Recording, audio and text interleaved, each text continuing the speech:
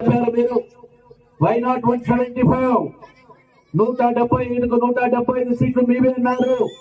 ఎక్కడ 175 వెళ్ళిపోయాయి. 175 కాదు 151లో 5 వెళ్ళిపోయింది, 11 మిగిలినాయి. ప్రతిపక్ష హోదా లేదు, అసెంబ్లీకి రాదు. మళ్ళీ ఎవరో చిన్న పిల్లలు అడిగినట్టు నాకు ప్రతిపక్ష హోదా వస్తే ఇస్తాను, రాకుంటే రాను అసెంబ్లీకి. ఇంట్లో పిల్లలు చెప్తారు వాడు నాకు మార్కులు దండిగేస్తే బడికి పోతా, లేకుంటలే మరి లేకుంటే నాకు చాకలెట్ ఇస్తే పోతా, లేకుంటే నాకు 5 స్టార్ చాకలెట్ కావాలా, నేను బడికి పోతా. ఆయనకు ప్రతిపక్ష హోదా ఇవ్వాలంటే అసెంబ్లీకి వస్తాడు. నీ బాధ్యత, నీకు ప్రజలు ఒకసారి ఎమ్మెల్యేగా చేశారు మిమ్మల్ని, మరి ఎందుకు రాలేకున్నారు వైఎస్ఆర్ పార్టీ నాయకులు చెప్పాలా. అదే విధంగా ఈరోజు ఎక్కడికో వెళ్ళి గ్రామాలలో కచ్చలు కార్పణ్యాలు మళ్ళీ పెంచుతా ఉన్నారు.